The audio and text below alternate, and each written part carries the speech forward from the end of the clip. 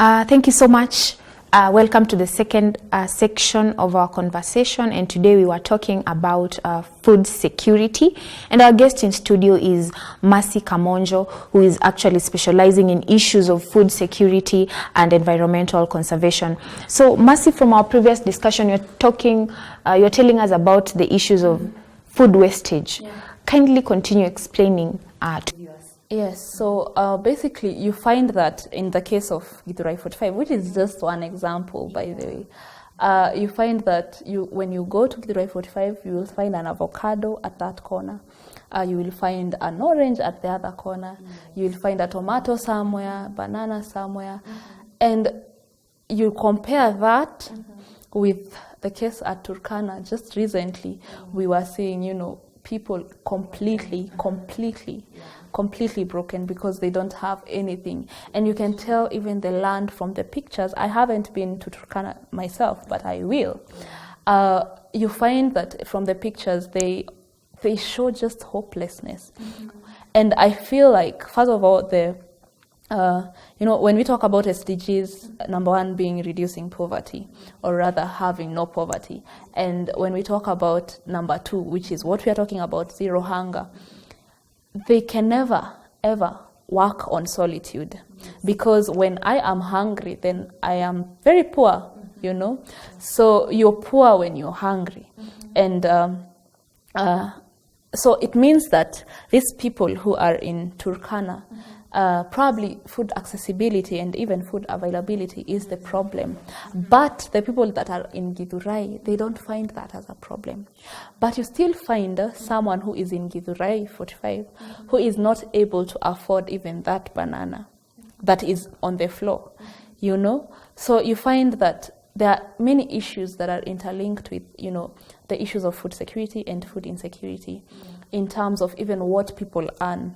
How much do they earn? Are they able to pay their rent and still find, the cash to buy the food? So the issue of food security is not just, okay, we've made the food as farmers, if I can call myself that. So as farmers, we've made food. But now, we've harvested. We have done everything to our food. Now here it is. Is that person who is in the market able to access that food because of how much they earn? That is the question we're asking ourselves. So it is really sad to see that the people in Githurai 45 have plenty, but still there are people in Githurai who cannot be able to afford that. So we can still call the people in Githurai, some of them, food insecure, because they cannot be able to afford it. So the issue of food accessibility becomes, compromised. Yeah, and then we can still have the people in Turkana. Not everyone in Turkana is dying definitely because of food. There are people with food there. There are people, who have plenty and in good nutrition.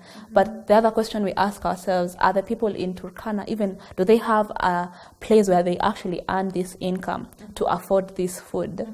And, what is available? Because I tend to imagine also where the supply is less, the demand definitely is very high. And the prices are very high as well. So probably the food there is very expensive, because, it's not available. So what's available, the little that is available, is very, very expensive. And knowing how, their state of economy, they cannot be able to afford what is available. Okay. Yeah. So, and now I want, we have two cases here. Yeah. We have the urban areas and we also have the rural areas. So what's your opinion about the variations in food security in these two places? We can definitely say, when we define food security and we said it is availability and accessibility to safe and nutritious, then we are looking at it from the angle of it's not just the food being there. So we can have a lot of food, but is it nutritious? So when we look at the rural areas, of which I come from one, you find that we can tend to assume that we are food secure just because we have our shambas and we can grow everything. But you find that we can just be taking most of the carbohydrates, because we're just cooking ugali, which can be eaten by any other thing, So the food insecurity, I might not say that it's higher in the rural or in the urban, but it depends with where, and it depends also with the sensitization of the people, because you also have the urban setting where you can grab an egg, you can grab a banana, you can grab something else later, you can grab some carbs. So that means that you're actually food secure, even if you're not having it in quantities. So in rural, we have them in quantities, but they're not, really the overall diet or nutritious. But then you can have also the urban that you can just be grabbing small quantities, but by the end of the day, you're actually food secure.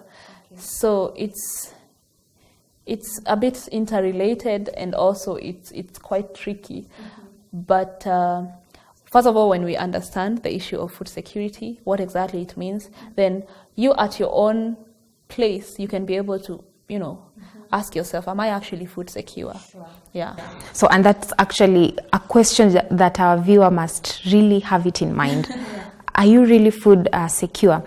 And so maybe you can tell us, we have the Vision 2030, and many people usually say that this Vision 20, there's really a lot of politics behind the Vision 2030. So what's your opinion about food security and Vision 2030? Will it really be achieved by 2030? Absolutely. I mean, when you find that youths, first of all, when they embrace, I feel like everything can be achieved with youths, because we are the largest population. Then that means that when we embrace this, we will be able to achieve it. So when youths, first of all, take up this, and there's nothing that can limit a youth. First of all, we are very energetic.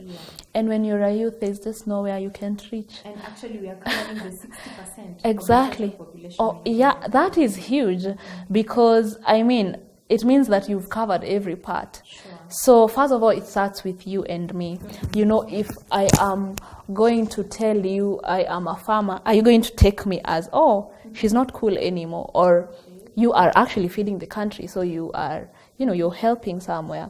And so the issue of us achieving the Agenda 2030, when we take it from start working now, it will work. But when we take it as 10 years to come is quite some time, it definitely will not be achieved, because we keep on postponing on things. Think about it. When you finished, for example, when you finished your primary level, 10 years looked like, oh my goodness, I'll have married by then. I'll have, you had so many things. But then it's like 10 years are just here. You took 4 years for high school, and then now you took 4 years for campus, for those of us who've gone to campus. And it just flew. Those are 8 years, Yeah. So, that's 10 years, it's gone. But then when you also one thing is to actually take it upon yourself. When we talk about people doing it, we never really put ourselves in those brackets of, I am actually the person who should be doing this. Sure. If I don't contribute to the 60% of the youths, then my percentage is not catered for. Sure. Yeah. So when we actually realize that it's not about other people, it's about you. What exactly are you doing in your own capacity to, curb what exactly we are talking about? Are you fighting? Even when we talk about matters on, let's say, just as simple as you being a leader, it is not someone else, it is you. You have to decide first, okay, I am going to do this, so that, everyone else will follow. So people will follow when they see that you are growing your own cabbage, just outside your door. Yeah, so. So, Mercy, I want you to just face that camera and finally give just a final view, a final advice to the viewers. Yeah. All right. So I would love, first of all, to say thank you because of this opportunity. And to our viewer, I want to encourage you. If you're doing something, continue doing it. You don't know, where it will lead, and you don't know how many people you're actually saving out there. And also, if you've not started doing something, start doing something, be counted among the 60, first of all, the 60% of youth. say that at least I am contributing to something, that someone is getting that banana because of me, someone is getting that, cabbage because of me, and, contribute something to the food security issue that we're talking about. And also just keep blessing. Thank you. Okay, thank you so much to our viewer. Remember that this is a Nature Talk. You can send us your comments through the number that has been displayed on the screen, or you can also find us on the Facebook page at Champions TV Kenya, our Twitter handle at Champions TV Kenya, and on Instagram at Champions TV Kenya. Thank you so much for staying tuned to Champions TV. See you next time. Have a lovely evening.